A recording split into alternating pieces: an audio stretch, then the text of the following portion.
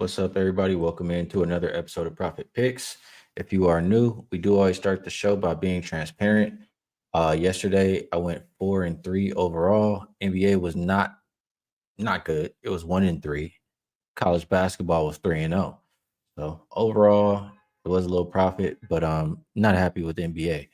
Veno, always good to be here with you. How's everything going for you? You're muted. I'm muted. Okay. Yesterday was good. 4-1 college, 1-1 NBA. The good was Golden State team total over. Got there by a whisker, 119. It was 118 and a half. Barely got there. And the bad was what we dropped in here. Lost by a half a point. New Orleans over 116 and a half got to 116. And in fact, after we got off the show, Skee, that number went down to 115 and a half for a while. So there was a point in time where you could have got the win. But college was really good, like it was for you, 4-1. So happy with the 4-2. Take the profit, move on to another day. Who are your winners in college? The loser was Belmont team total. The winners were Ohio and Toledo over. It was Virginia team total over. The Florida game last night over. And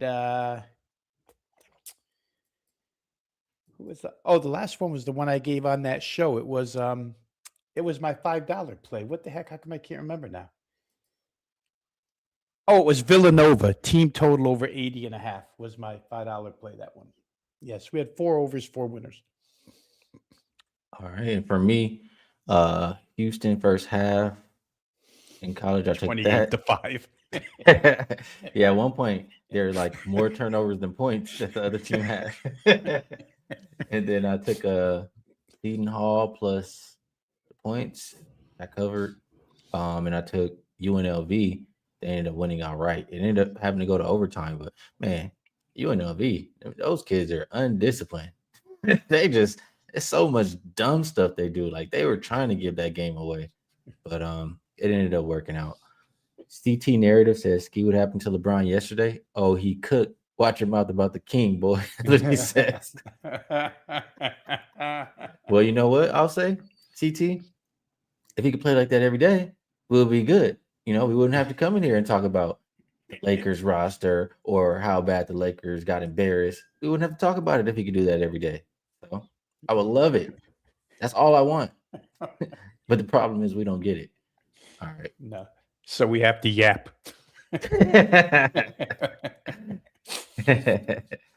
All right, let's see if we can find some winners for today, Vino. We have 7 games. It looks like on the slate. We'll start with Toronto and Indiana. Open 559, 560. That one. Open -2 for Toronto. Looks like 2 still. Total open 223 and a half. Looks like it's 222 and a half. Injury report. Jackson, Mathurin, Toppin all out. For the Raptors, they'll be without Jacoby Walter, Jakob Pertl, Hepburn, RJ Barrett. Then you have Temple and Quickly and Mamu all questionable. So Raptors could be without quite a bit here. And let me just glance. Yeah, third game in 4 nights for the Raptors, 4th and 6. So not the greatest of spots for this Raptors team.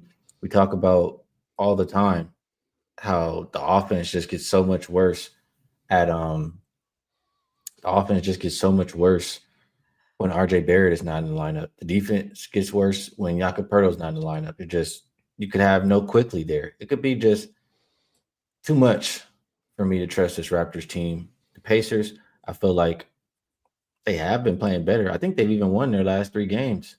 Right. So yeah, they're playing good basketball right now. Fairly healthy. I would like it if Mathurin was there, but I think the Pacers are the right side here. And if you're betting Toronto side, or as far as not Toronto side, if you're betting a prop, I like Murray Boyles over 18 and a half points and rebounds.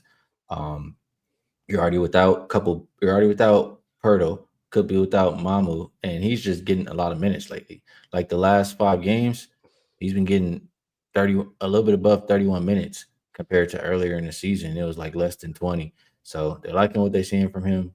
I am as well. Pacers don't have the best rim protection, and the Pacers not the best rebounding team. So that's why I'll choose to focus on him for the Raptors side. But I do think the Pacers win, or if not, they'll at least cover the 2.5. What you think here, Vino? Yeah, I kind of like the direction. I think you went there the other night. I know you said it on the show when Boston played Indiana, looked toward the under, and it stayed way under. And I almost like to come back with that here, under with Indiana, who have won three straight, who are focusing a little more on the defensive end. Toronto, as you mentioned, missing a lot of potential scoring here. The other night in the back to backs against Philadelphia, Philadelphia did play Embiid and George in the second, didn't play him in the first game, played him in the second game. Philly gets there by 13, held Toronto to 102. Pretty good effort out of the Sixers. But I kind of agree with the total coming down here, Skee. 223.5 to 222.5. Like I say, it's become the Pacers. I don't want to say style of play because I don't know that they're totally committed to playing defensive basketball rather than pace basketball. But there is somewhere in between with this team right now. They certainly don't have the bodies and the ability to get up and down the way they did last year. They don't do it anymore. And they have been playing better defensive basketball, evidenced by the game against Boston the other night. So maybe under 222.5. Didn't play it, but to me, that looks like the best look on that game. Yeah, I would agree. If I'm betting the total, it is the under. Pacers defense has been good. And if you're missing, a couple point guards, couple guards for that Raptors team, I think it should hurt the offense at least a little bit. So I can understand that. Next game, Cavs and Sixers opened up -3.5 for the Sixers, down to 1 or 1.5. Total open 238.5, down as low as 236.5. Looks like that. I'm sorry, down as low as 235.5 at a shop. Livingston, Struce, Dean Wade, all out for the Cavaliers. For Sixers, looks like it could be even Oubre got upgraded to probable. So Edgecombe, Embiid, PG, Oubre, probable. Sixers, Vino, they've been playing some good basketball lately. I don't have the exact numbers, but yeah, they have been playing good basketball. This one is their third game in 4 nights, fourth and sixth. I'm pretty sure those prior 3 games were all on the road. Um, I feel like, and one of them was an overtime game. I don't know. I just feel like that's a little bit too much for me. The overtime game, first game home after being on the road for a bit, versus the Cavaliers team who got embarrassed last game. I feel like this is the spot the Cavaliers show up in, or at least win. Like once they get embarrassed and lose as a favorite, like they did to the Jazz. I think this is a Cavs spot here, Rob. What do you think? Yeah, it's hard to tell what is a Cavs spot anymore. As soon as they got good, they weren't good again. And so maybe they get good again now. I'm not so sure. Obviously, I think we made the case for Utah the other night simply because Markkinen had been sat in the final game of Utah's homestand, as was Nurkic, and then they both played on Monday. Markkinen had a really good game in that one, but to beat Cleveland outright was kind of surprising to me. They just shouldn't be getting beat by a team like that. However, they have been up and down. There's no reason to think that they couldn't get back up again. I'll say this about the Sixers. I wouldn't worry as much about third and 4 nights simply because George and Embiid didn't play one of those games. So for them, it's probably second in 3 days. So they played, they got a day off. They'll play again here. That probably helps them a little bit. Sixers team totals, Skee, last 8 games, 7-1 to the over. They're playing better offensive basketball right now as a team.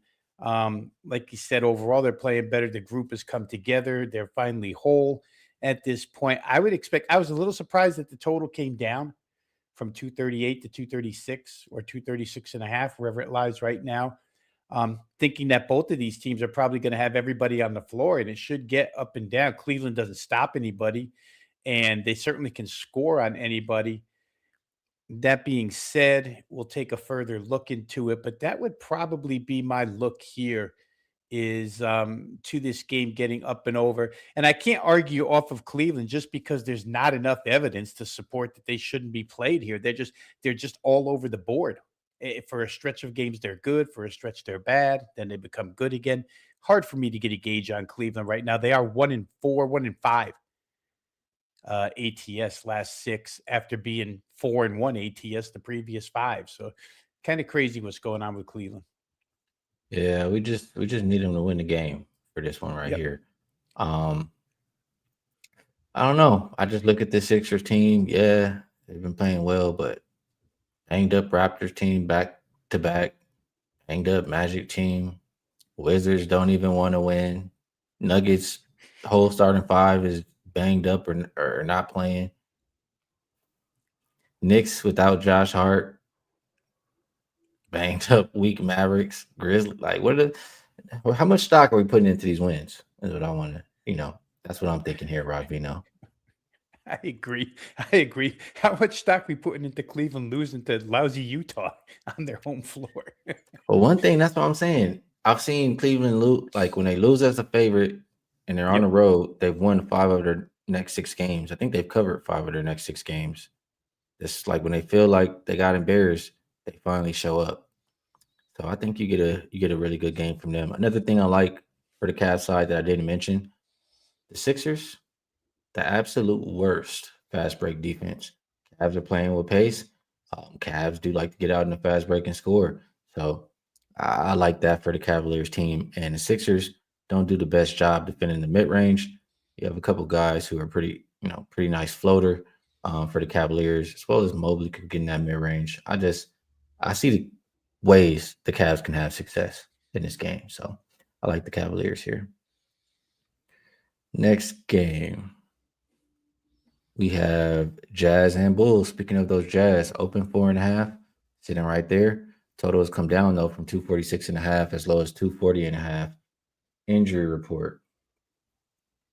Markkinen is now doubtful. Kevin Love and Niang are both out for Chicago. Phillips is questionable. Collins and Giddy are out. Kawamura is out. And Kobe White looks like he's playing this time around.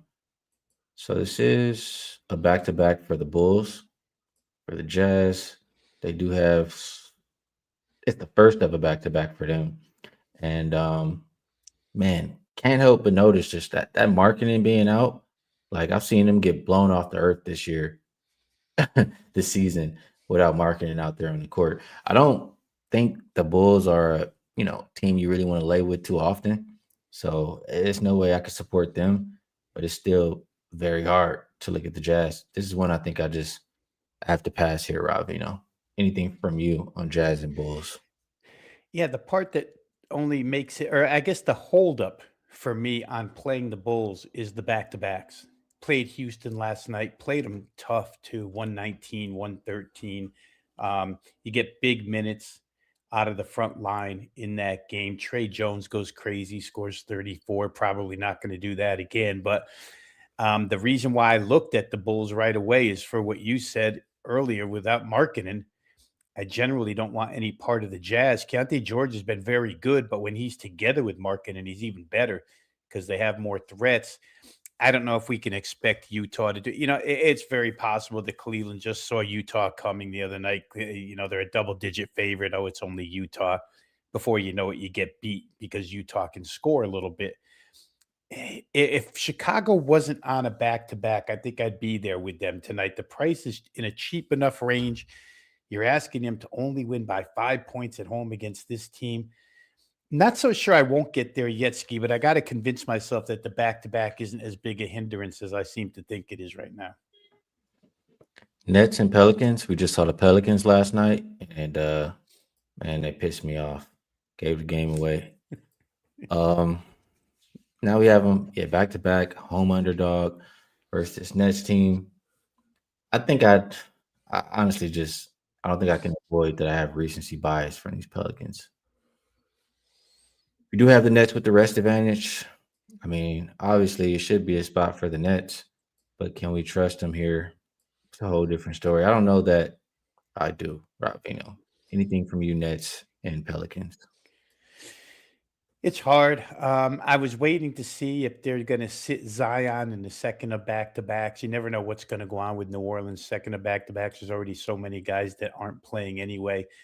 Had been good for a stretch, cooled off a little bit. My first inclination was just to play the game over, but then the Nets are involved, so then I don't want to play over. The Nets team total, for what it's worth, is 7-1 to the under last 8 games.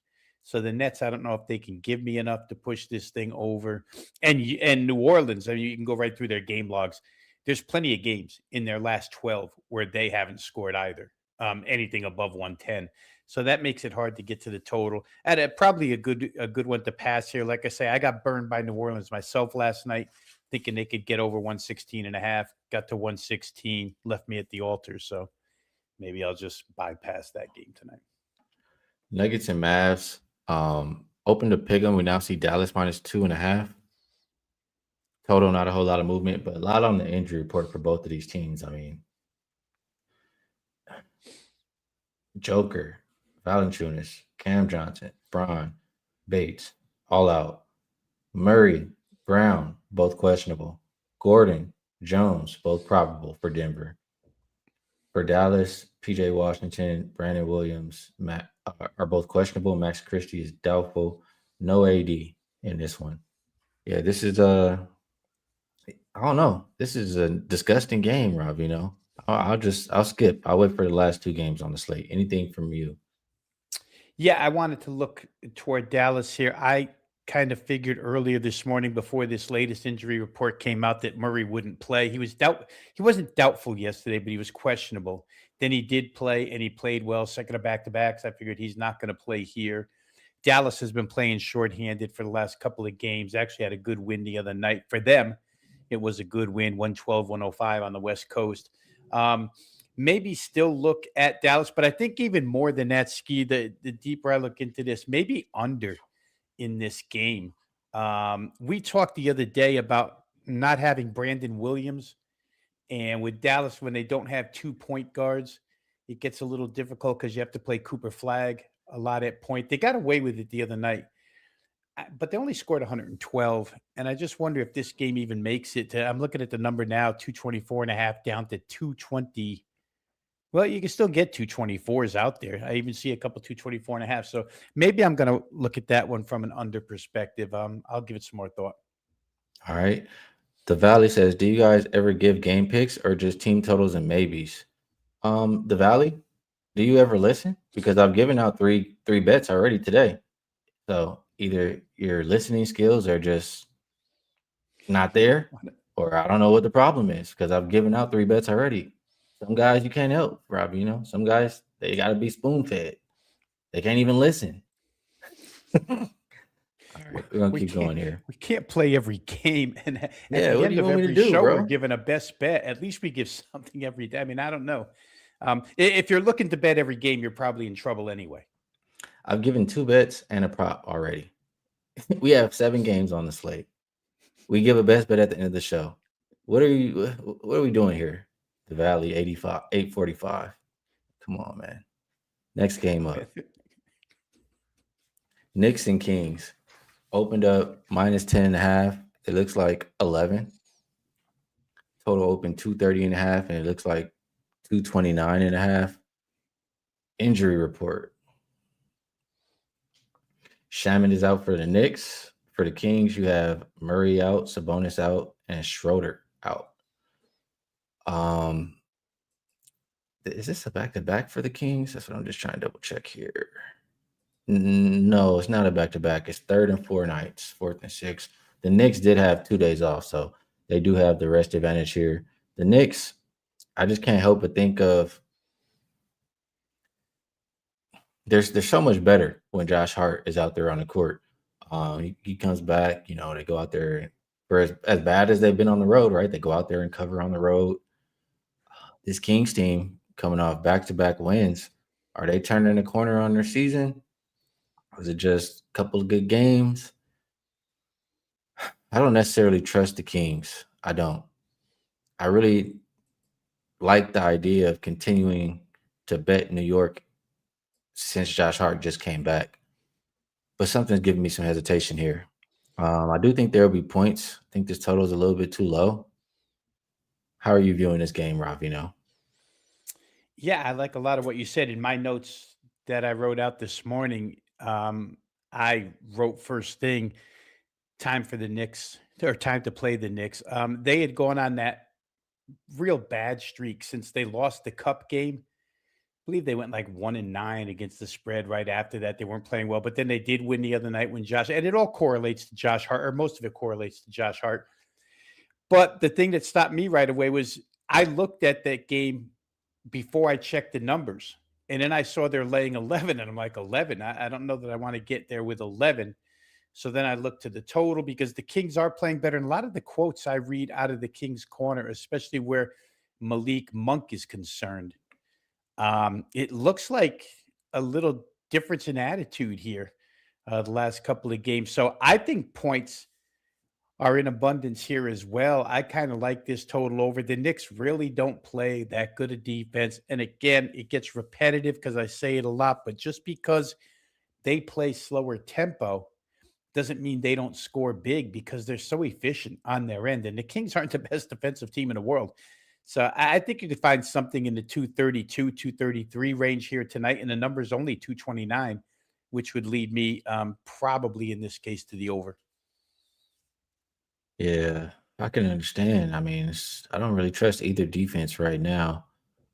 Good point by Larry West Jr. about Mike Brown was fired by the Kings. A little bit of payback, maybe. The only problem is, you know, does payback mean they win by 12? That's all. you know, I know he wants to win the game. I definitely know that. But do we want to win by 12? I lean Knicks, lean over. Need to think about it a little bit more. Next game, last game, Wizards and Clippers. Opened up Clippers minus 13. Looks like 12 and a half. Total open 227, down as low as 226. Whitmore, Trae Young will not be out there for the Clippers. Kawhi, Zubac, both questionable. Bogdanovich, Derrick Jones Jr., and Chris Paul are out. Veno, I don't think, I mean, I said it already as soon as they make the trade, but don't think the Wizards are interested in winning games, Rob. And they've gotten blown out, I think, in the 3 games since the trade, or at least they didn't cover. It's just so many question marks on this Clippers side. If you tell me the Clippers were healthy, I feel a lot better about just, expecting another blowout of the Wizards. So that's what gives me hesitation here. Any thoughts from you here, Wizards and Clippers? It's hard to know what their focus level would be, right, Skee? I mean, the Clippers have been playing so well. I don't want to go against them. You have to lay a double-digit price with a team that maybe wouldn't be fully focused in this spot. They go on a road trip right after this. Maybe their eyes are on the road trip, thinking they're going to get right past Washington. So I don't know that I could lay the number. I don't want to get people in the chat mad at me because I'm going to talk about a team total here, but I have to talk about a team total. I almost took a look, and there's the other side of the coin, Clippers team total over, which if they're, if they're motivated and ready tonight to close out this homestand, then they do get over. But I was thinking of playing Washington over 106.5 simply because I don't know where that Clipper interest level rests for this particular game. If they come in halfway disinterested, it usually affects the defense. If in fact Kawhi doesn't play, it affects the defense and becomes more of an opportunity for Washington to score. So again, until we have a clear picture of the injury list, which we never do at the time we do this show, 11:13 Pacific, 2:13 for me here on the East Coast, we just never know where these final statuses are going to land. But I think if Kawhi doesn't play, I may get to Washington over their team total here tonight. Just thinking that the Clippers don't care if they win by 13. They just care to win the game, and they could probably outscore Washington. And Washington is healthy. I mean, if they're healthy, that is a good, interesting way to look at it there. I mean, the one thing though, the Clippers defense has been good. But like you said, if Kawhi doesn't play, if Zubac doesn't play, it can both hurt the defense. This Wizards team has hit that number every game except for the last one, as far as their last 7. So I can definitely understand that. I like over in this game. I think that makes some sense. All right. That is the NBA slate for today. So we're going or before we move it to best bets, let's go ahead and toss this up on the screen. You can still get 7-day all access for $69. So slightly less than $10 per day. And that is, if I'm not mistaken, Rob, the price of a 3-day pass. Yeah, price of a 3-day pass. So you're getting 7 days for the price of 3 with this special that they have going right there. Outside of that, I'm going to move it on over to best bets. I'll ask you if there's anything else you'd like to promote. And, if you have a best bet for the show, there's people in the chat dying to hear a bet spoon fed. And you know what? I'm going to disappoint so many people here. So I'm going to do what you do, Skee, and I'm going to say, listen, here's the short list that I'm looking at, but I just can't leave a best bet because there is no client play yet. There is no Rob Veno out of my own wallet play yet. So what I will say is what I discussed on this show. I do think Cleveland and Philadelphia probably find their way to the over in that game. Have not bet it yet, but I'm leaning that way. I'm leaning Chicago. I'm also leaning towards the Knicks and Kings to get over. And in the last game, we talked about Washington team total over 106.5. So there's 4 that if you guys want to go ahead and do the rest of the research on your own, or if they suit what you're feeling on these games, then that'll work. But again, Skee, I don't even have a client play in the NBA yet, so I'm not going to leave the best bet here. I do have 3 plays. Like I said, already locked and loaded. You know what? Since Rob Veno didn't give one, I will give you 2 out of the 3. I like the Pacers in the first game. They're playing good basketball right now. They're fairly healthy, a lot healthier than the Toronto side. We already talked about Toronto without RJ, Perdo, et cetera, possibly without Quickly, just becoming too much. And we'll stay in that same game. We'll go Murray Boyles over 18.5 points plus rebounds. Just a really good matchup for him. He's getting more minutes with the lack of centers out there available. He's been playing good basketball. They like what they see from him. So 2 plays in the same game. First game on the slate for today. That's what I'll leave as best bets for the show. Veno, always appreciate you taking the time to do the show with me. It's my process. I'm sure it helps everybody else. Guys in the chat, we appreciate you. You guys help make the show what it is. Best of luck, everybody, on all your action. We'll be back again tomorrow, and we will catch you all then.